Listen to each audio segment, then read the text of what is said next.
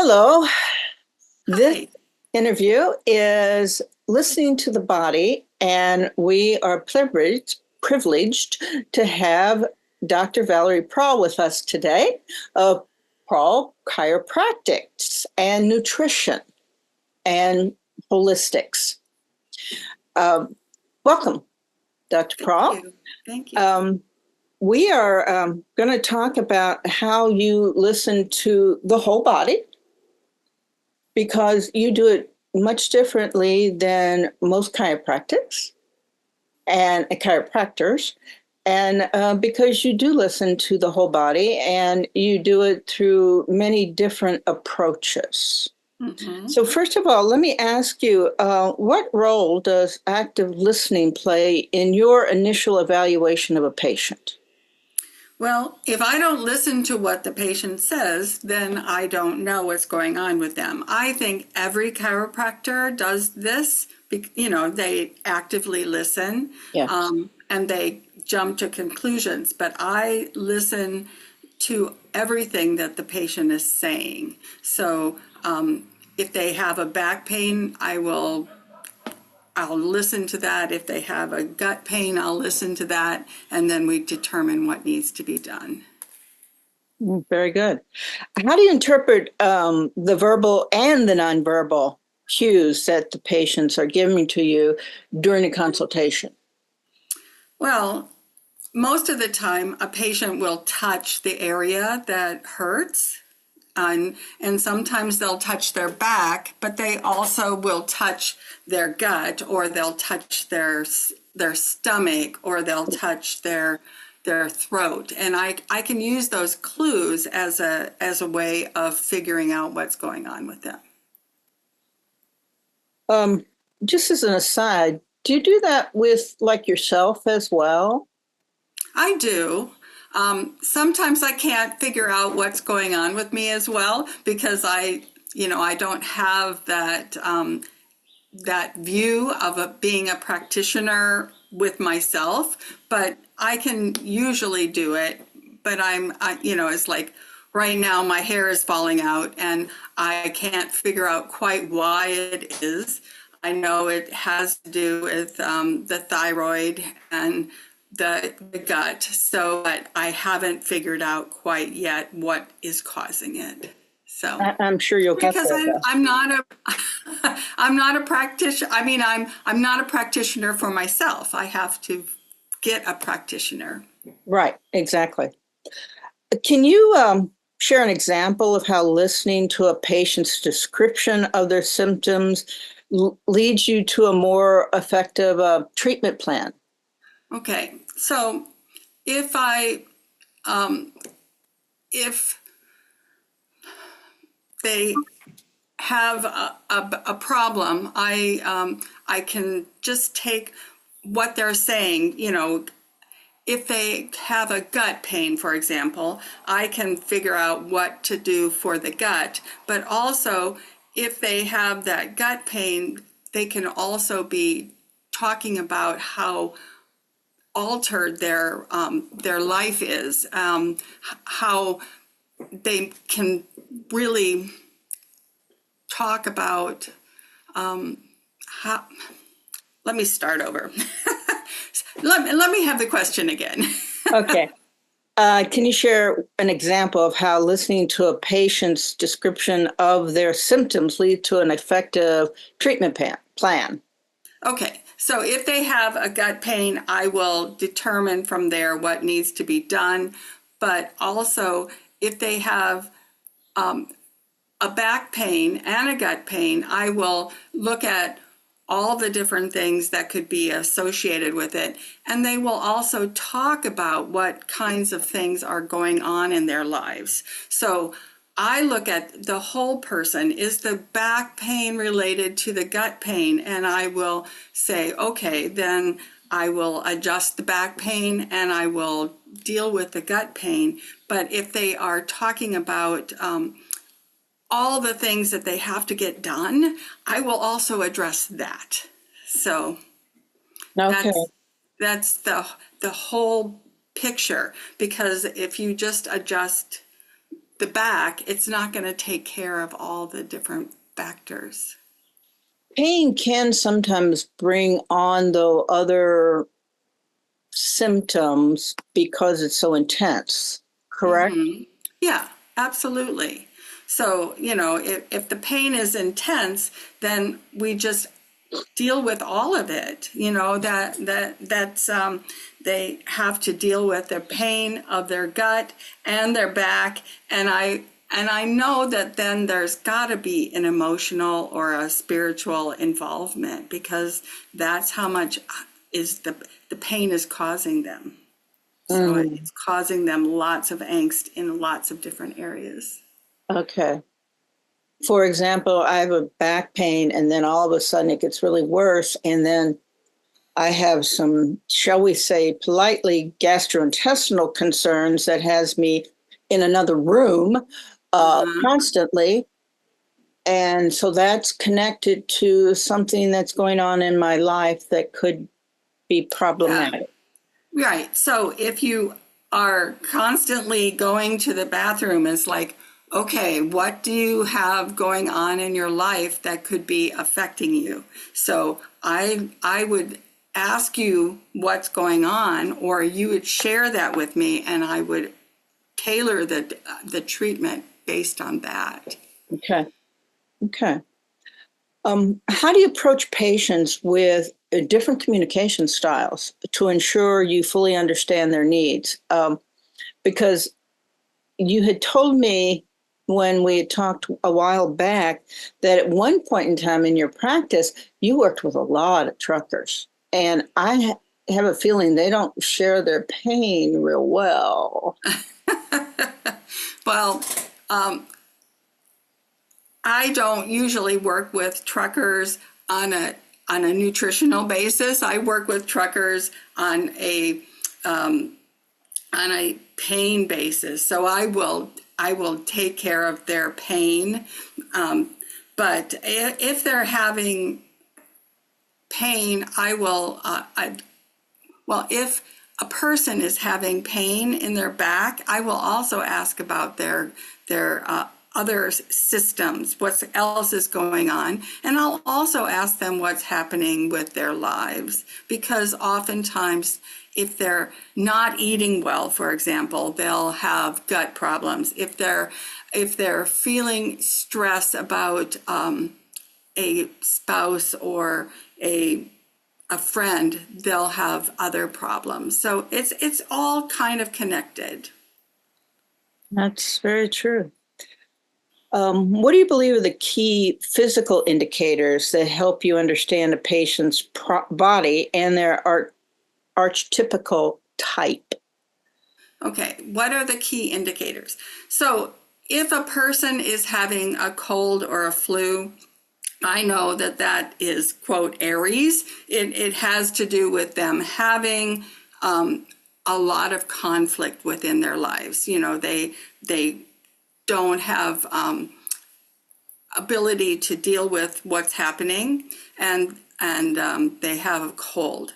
If they have a gut issue, then that's another. If they have a stomach issue or a mouth issue or a bladder issue, that's the moon influence, and that is how well they're emotionally handling their lives. So if they can't handle their lives emotionally, then they'll show up with these problems.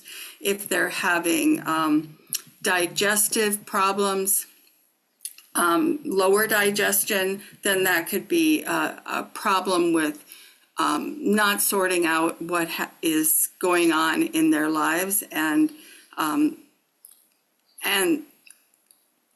they will have all kinds of problems with their lower digestive tract.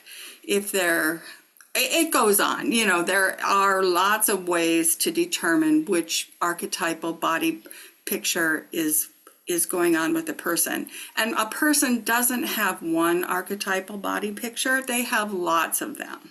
Mhm. They have inflammation, they have pain, they have a whole bunch of different things that's happening with their body. And I try to look at what those different things are. Okay. like, for example, I had a nosebleed this morning. Um, that's what?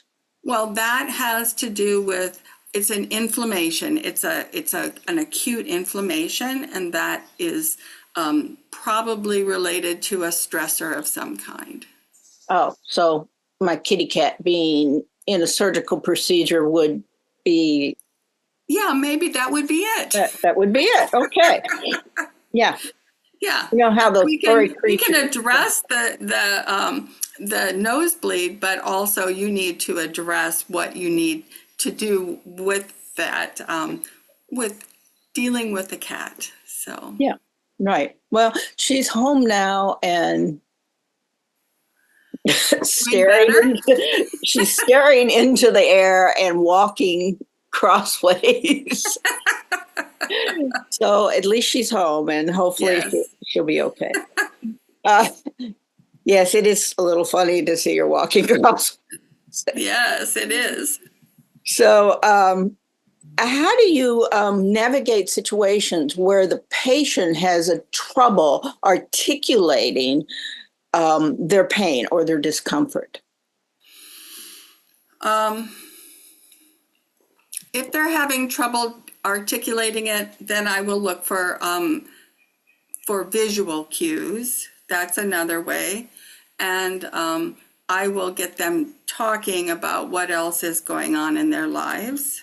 Okay. And, you know, it just, I think I just do it automatically. But if they look at, if they can't talk about it, then there is obviously some issues, and we can get to the bottom of it with palpation. I touch along their spine, I touch their body, and I do some things that that can determine what is happening with their body. So that's the main way. I just use different evaluation techniques. So Okay. I touch their body, and I do it in a way that can determine what's going on. What do you do to make sure the patient feels understood and heard during your treatment? Okay, during the treatment, I repeat back what they say. That's what I do. I repeat it back, and if they don't agree with what I say, then I'll try it another way, and you know, and also I will just kind of make sure that they know they're heard by giving them exactly what they need. So, you know, if they say they need a, well, I don't know if there's a specific thing. So I will give them a specific treatment plan, and I will give them written down instructions about what to take when, and I will tell them to do things, and then I will ask them whether or not they understand it. Okay. So, in doing that, how do you differentiate between physical, emotional, and psychological factors that influence the patient's condition? I don't. I just look at all of it. Okay. Fair enough. I look at all of the different things. So, and you know, unless the patient really doesn't want me to do it, you know, sometimes they just want me to fix their back, and that's it. And I will do that. But if they are open to having my interpretation, then I will look at the nutritional needs, the emotional needs, the spiritual needs, the physical needs that person needs, and I will try to give them the best I can. And if their emotional problems are such that I can't handle it, then I will refer them out to see a counselor. Okay. Do you see patterns in how different bodies and archetypical types respond to treatment, and how do you adjust your approach to that? Repeat the first part of that again. do you see patterns in how different bodies and archetypical types Okay, respond so to treatment? And how do you yeah, address it? so yes, there are patterns. You know, not everybody has the same patterns. So there's everybody. You know, it's not the same for each person. Each person is an individual. So I will look at, okay, they're having neck pain and they're having headaches and they're having gut pain. That tells me that they have a specific problem that I need to address. If they're having back pain and they're having a bladder, I will tell them something entirely different. Everybody is different, and I will just take each person as an individual and I will address their problems. Okay. Now, I neglected to tell the audience that you are a trainer and an examiner for other chiropractors in the state of Iowa. And also, you're an author of a book. Would you like to talk about your book a little bit? Sure. My book is Body Messengers. It is a planetary archetypal guide for health patterns, well-being, and self-healing. It's just a way of determining. It's a good book to determine which parts of the body are related to which archetypes. And there's lots of different explanations in here. There's a creative visualization, there's an emotional strategy, a nutritional strategy, a relationship strategy, a mental strategy, environmental and physical strategy for each of those archetypes. So I use the planets, and there are 12 of them. So I do that because it just helps to lay out which pattern they have. So it's a really good read, and it's a fast read too. It's a fast read, yeah. It's a really quick read, and the other thing is, male and female, light and dark. Those issues are addressed, and it's a good way of determining what's happening in the body. So, and the ideas in there are just timeless. So you can just do it. You can read it and you can just figure out for yourself which archetypal pattern you are. And if you need some help, then you can go and get it. So, how can they get a hold of this book? This book is available through Amazon and also through me. You can get it through my website, and also you can call me directly, which is 319-558-6023. Okay, and what's your website? Valprahl.com. It's www.valprahl.com. And Prahl is Prahl. Correct. Okay. One final question. How do you ensure patients feel supported and understood? By listening to them.